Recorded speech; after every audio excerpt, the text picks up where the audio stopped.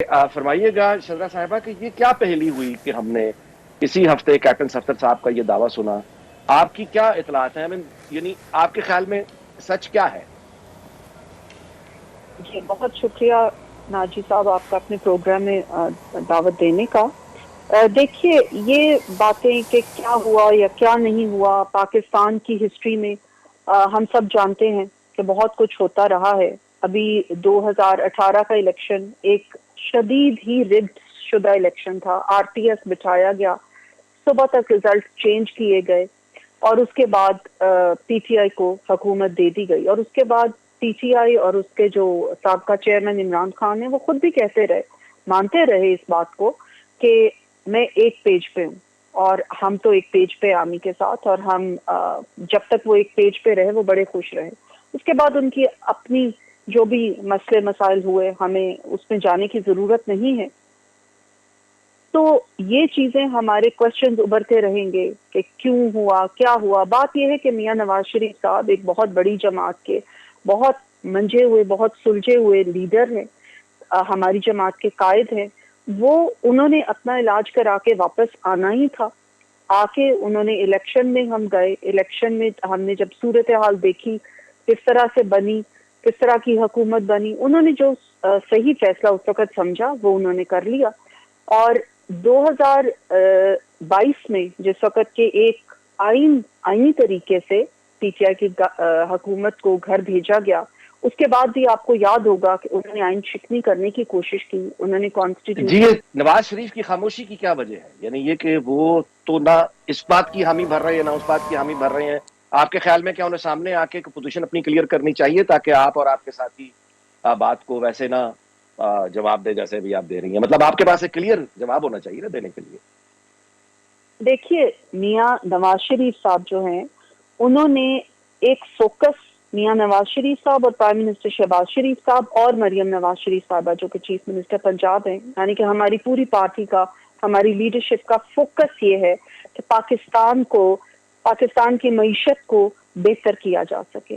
پاکستان جو ڈیفالٹ کے دہانے پہ جا چکا تھا, اور ساری دنیا اس بات کی گواہ ہے کہ ہمارا حال جی وہ ہونے لگا تھا. اس وقت بھی مثالیں دی جاتی تھی کہ جو سری لنکا کا حال ہوا خدا نخواستہ پاکستان کا بھی وہ حال نہ ہو جائے. شذرا صاحبہ فرمائیے گا کہ جھوٹا پروپیگنڈا یہ اپنے عروج پر رہا, پچھلے 3-4 سالوں میں تو بہت ہی عروج پر رہا, اور اب بھی یعنی آپ کی حکومت نے پنجاب میں قانون سازی بھی کی, اعلانات بھی کیے, لیکن آپ کے اپنی پارٹی کے لوگ جھوٹے پروپیگنڈے کے وکٹم تھے, ہیں, اور دکھائی یہی دیتا کہ کل بھی رہیں گے. یہ کیوں کوئی اتنا, یعنی آپ کوئی ایفیکٹو سسٹم ابھی تک انٹروڈیوس نہیں کر سکے, امپلیمنٹ نہیں کر سکے؟ دیکھیے یہ جو پروپیگنڈا, فیک نیوز, ڈس انفارمیشن یا مس انفارمیشن کا سلسلہ ہے, یہ صرف ہمارے ملک میں نہیں بلکہ پوری دنیا میں اس وقت ایک پرابلم ہے, ایک اس کا ایک ایشو بنا ہوا ہے.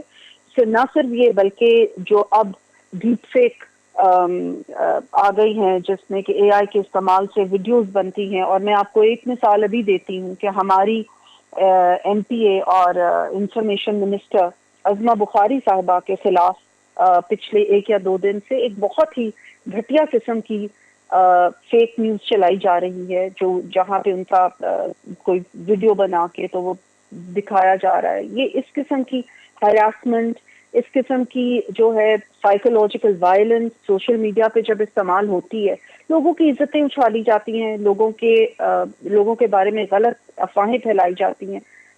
پچھلے کئی سالوں میں ہم نے دیکھا کہ لوگ اس یہ چیزوں کی بات وجہ آپ کی سے درست ہے خودکشی جی, کر یہ رہے تو تھے. یہ شکایت ہر تو کسی ہم کو ہے, آپ کی بات درست تو ہے, یہ ہم شکایت ہر کسی کو جی, ہے, لیکن اور آپ یہ حکومت میں رہ کر دیکھیے یعنی ایک آپ طرف کو تو علاج کرنا چاہیے نا جی. جی ہم لاز بنا رہے ہیں اور آپ دیکھ رہے ہیں کہ ان لاز کے خلاف پھر باتیں بھی آتی ہیں, کیونکہ وجہ یہ ہے کہ دیکھنے میں تو دو آیا چیزوں کہ کو دیکھیے ایف بیلنس آئی اے کرنا. جن لوگوں کو نوٹس بھیج رہی ہے وہ تو عمومی طور پہ وہ لوگ ہیں جو خود نون لیگ, یعنی نون لیگ کا جو سپورٹ بیس جن لوگوں کو سمجھا جاتا ہے, ایف آئی اے کے نوٹس تو ان لوگوں کو چلے گئے ہیں. دیکھیے اب جب فیک نیوز یا اس قسم کی ڈس انفارمیشن کو پکڑنا ہے تو میرا خیال ہے پھر یہ حکومت اگر ایسی کوئی چیز کرے گی تو ابو پارٹی لائنز کرے گی. اور دوسری بات یہ ہے کہ جو ڈیفیمیشن لاز ہیں بلکہ ہمارے ملک میں وہ اس طریقے سے نہیں کارگر جس طرح کے باقی ملکوں میں وہ ہیں. باہر آپ دیکھیں, باہر ویسٹ کے یا جتنے بھی ملک ہیں وہاں پہ ڈیفیمیشن لاز بڑے اسٹرانگ ہیں.